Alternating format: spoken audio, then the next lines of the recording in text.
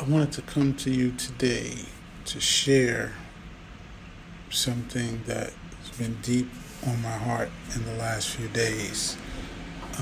There was a passing of someone that I consider a mentor from afar. Toni Morrison passed away on August 5th, just a few days ago. And this is a particularly trying time for me because my grandmother, Edith Marie Donnell, passed away on August 2nd in 2016, just 3 years ago. And my grandmother introduced me to Toni Morrison back in the 80s as I was writing, particularly writing hip-hop and so forth. She gave me a book, and the book that she gave me was Tar Baby. And she gave me this book because she would often see my rap books and say, "What's all this stuff that you're doing and all that?" And I'm like, "I'm telling our story." And then she was like, "Let me show you what a storyteller does." And she gave me the book Tar Baby. And I read the book cover to cover, and it had a profound impact on me. And over the years, I've read a lot of other Toni Morrison books as well. So I'm thankful for my grandmother introducing me to Toni Morrison back in the 80s. And I wanted to just share my thoughts on Toni Morrison today as I was on the subway. I jotted down some of my thoughts, and then I came into the office and I printed them out and decided that I would share them. And so as many of you know, I'm a storyteller, and I document and share the stories of many people who have passed away, who have transitioned. So I'm honored that many people ask me to write the obituaries for their loved ones. I've done that for my family and friends network, as well as for a number of funeral homes for over 2.5 decades. And it's an honor and it's a privilege to be part of that. So I wanted to share my words that I had written on Toni Morrison. And it's entitled Farewell Beloved, Remembering Toni Morrison. So pardon me if I'm not looking directly at you guys because I'm reading the notes as I rode on the train a few minutes ago. And it reads, Chloe Adelia Warford of Lorain, Ohio, born February 18th, 1931, from the union of Roma and George Wolford, grew up and became Toni Morrison to the world. Toni Morrison taught me to be open about being broken. Her stories are love stories for and about unloved people. The beauty of her prose mesmerized me, page after page. Toni's cadence was poetic and visually stunning. I oftentimes didn't grasp her writings on the first read. Even in their simplicity, there was an underlying complexity. She was a profound, deep thinker. She loved us, her people. She watched, listened, observed, transcribed, learned, and told our stories. She was our bench by the road that allowed us, even in our weariness, to rest assured that she would tell our stories. Toni wrote many of her stories in the twilight hours after a long day of working and single mothering of her sons, slave Kevin Morrison and Harold Ford Morrison Jr. Long before she would be honored with the Pulitzer Prize for Fiction in 1988 and Nobel Prize for Literature in 1993, among her numerous acknowledgments for her towering talent as a griot, she cultivated her craft.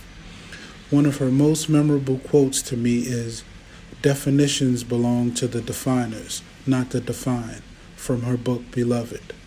Over the years, I was privileged and honored to attend her brilliant creative writing lectures, thought-provoking readings, and encounter her at several events honoring her.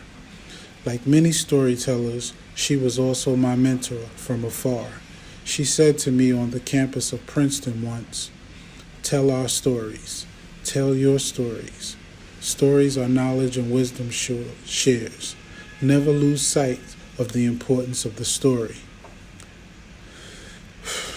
So, I will tell your stories. I will speak your name. I will honor your lives with words, actions, and deeds. I will be your instrument of remembrance. I will make sure the forgotten are remembered. I will advocate for the lost, finding meaning in their struggles.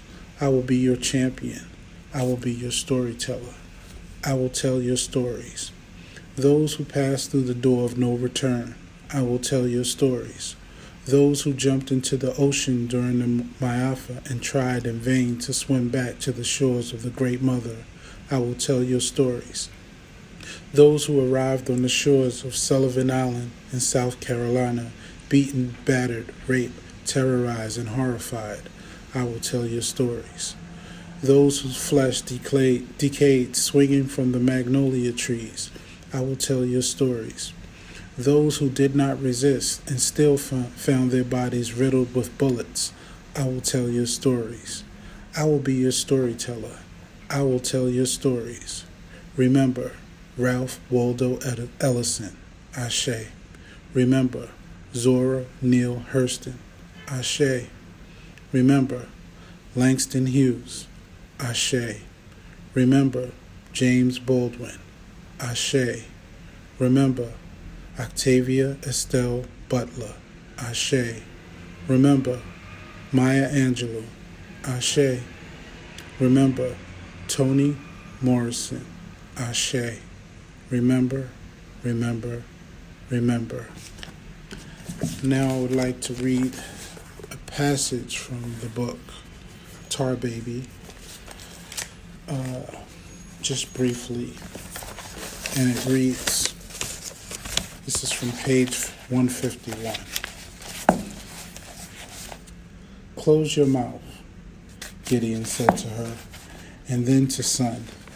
"She's gone stupid as well as blind," he explained to Son, that he used to tell her what working in an American hospital was like, about free abortions and D&Cs, the scraping of the womb, but that Therese had her own views of understanding that had nothing to do with the world views, that however he tried to explain a blood bank to her or an eye bank, she always twisted it. The word bank, he thought, confused her, and it was true.